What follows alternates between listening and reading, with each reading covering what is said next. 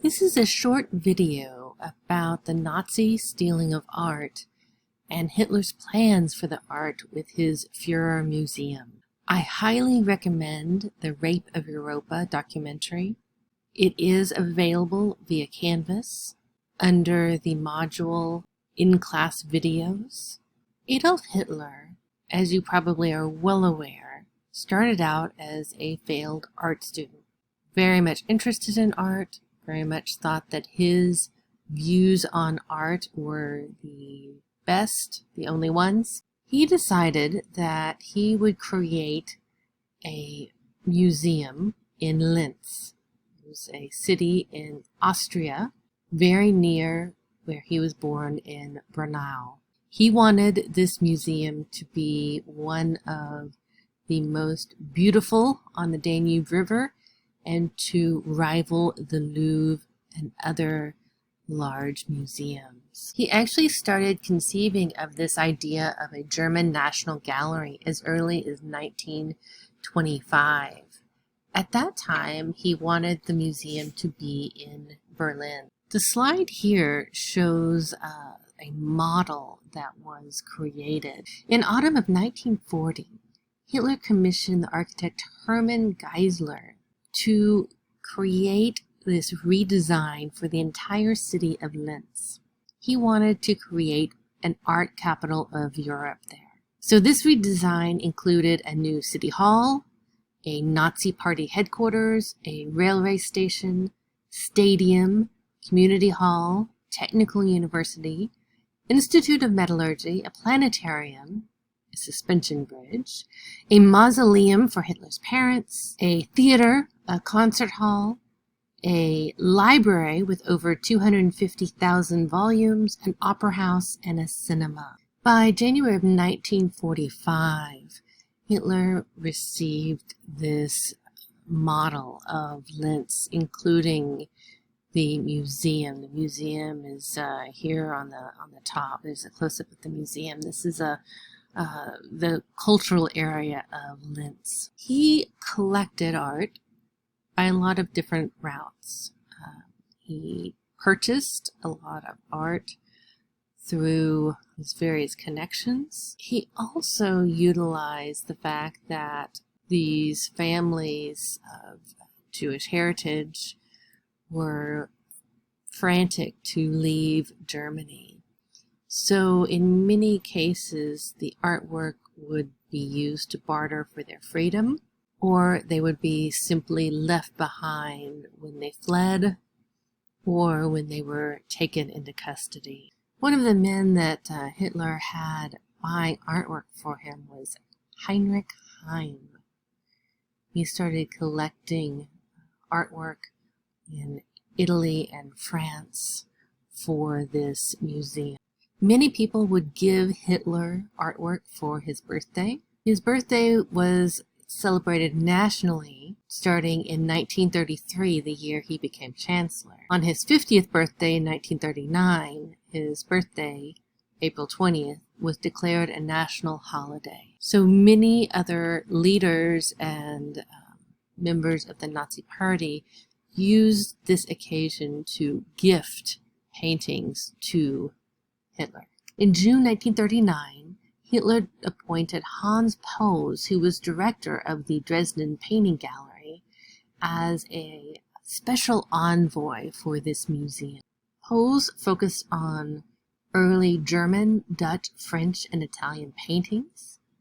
Hitler's favorite were German and Austrian paintings from the 19th century. He collected many well-known names for Hitler, including works by Hans Holbein the Elder, Van Dyck, Rembrandt, Van Hals, Tintoretto, and many more.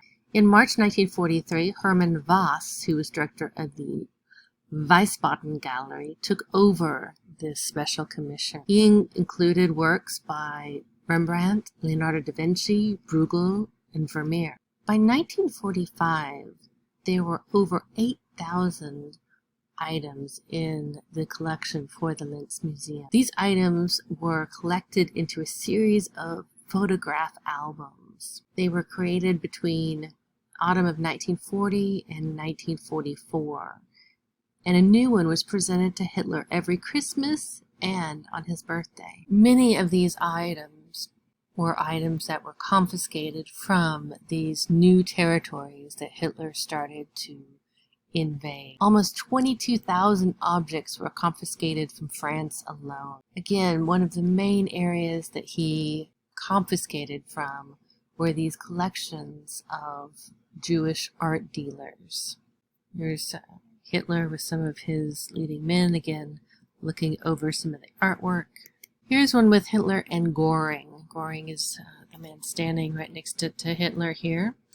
And Göring also collected art. In fact, he collected almost more than Hitler, and had very broad tastes of art. So Hermann Göring, he was the Reich Marshal, or the head of the Luftwaffe, and he specifically had people going around and collecting artwork for his personal collection as well as for Hitler. Oftentimes he would give gifts of artwork to the Führer Museum. He sent 53 pieces from the French Rothschild collection, which had been confiscated in Paris, for the Linz Museum. He also collected Vermeer's The Astronomer in November of 1940, and this actually was one of Hitler's most cherished paintings. So you can see an image of the astronomer here, and here it is being rescued by the monuments men. In 1945, Göring gave Hitler 17 paintings and 4 bronzes from the Naples Museum. These were in the middle of being shipped from Monte Cassino to the Vatican, and they were confiscated by Göring's Panzer Division. Many of the other pieces ended up in his house, Karen Hall. At its peak, Göring's art collection included almost 1,400 paintings, 250 sculptures, and 168 tapestries. When the Soviet army started to cross the Oder River in Germany in February of 1945, Göring began to evacuate his art by train. It wasn't just these confiscations. Many of the art came through art dealers, including Karl Haberstock. He sold over 100 paintings that was designated for the Linz collection. Maria Dietrich sold 80 paintings for the Linz Museum and over 270 for Hitler's personal collection. There is a lot of confusion on how these paintings were obtained, if they were obtained through legal means or not. A lot of that paperwork has been lost to time. So where did Hitler keep these pieces? At first he started collecting them in arid shelters, the Führerbau in Munich. Then he started requisitioning estates for storage, including the Neuschwanstein Castle in the Bavarian Alps, Frauenchiemsee, a Benedictine monastery, and the Grand Duke of Luxembourg's hunting lodge. Just a few of these. So this is an image of some of the Allied troops. The Allied troops, directed by the monuments men, were saving these works.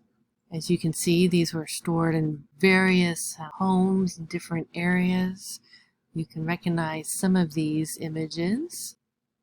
There's the Ghent altarpiece, and that was actually found in the Altusee salt mine. So in February of 1944, the artwork started being relocated to actually a couple of different salt mines, but this is probably one of the most famous.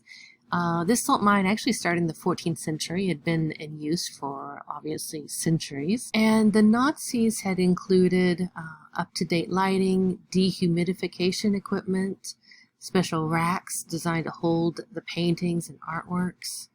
The other thing was that the salt mine was actually a great place to hold artwork.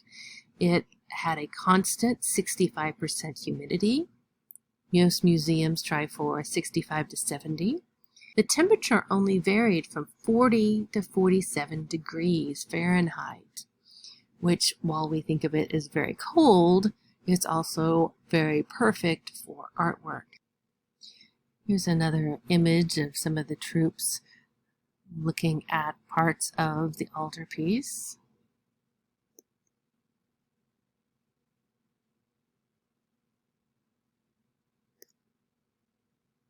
There's a Rembrandt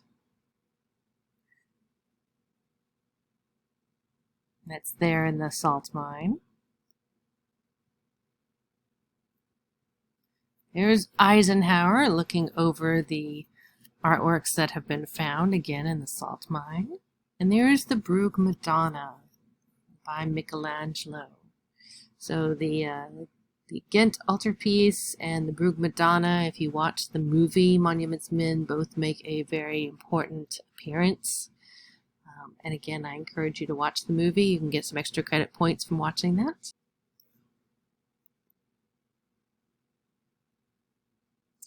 And there's another image in the salt mine.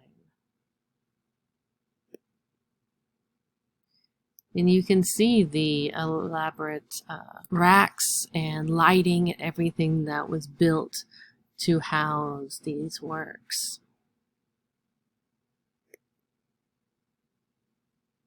Just look at all of those paintings that have been confiscated. And they would be stored in various homes and various places, not normally associated with art. So I encourage you to watch Monuments Men, The Rape of Europa. Those are both excellent, so you can learn more about this. The Monuments Men were a group that was put together. These were non-soldiers. These were the heads of the Met in New York. They were the prominent art historians, leaders of art organizations that were brought together to help find and restore these artworks. One of the other things that they had to do was to find these before the Soviets came through. Because the Soviets decided that they were going to take any artwork they found, regardless of previous ownership. The idea of ownership is still a very big issue. A Woman in Gold is a great movie to watch for that. Artworks are still today being found and being restored to the rightful owners or the heirs of the rightful owners. This has even happened here in Oklahoma with the Fred Jones Jr. Museum of Art.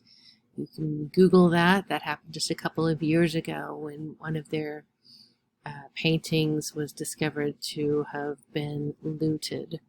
There is an online database you can search to see if an artwork was listed as being stolen.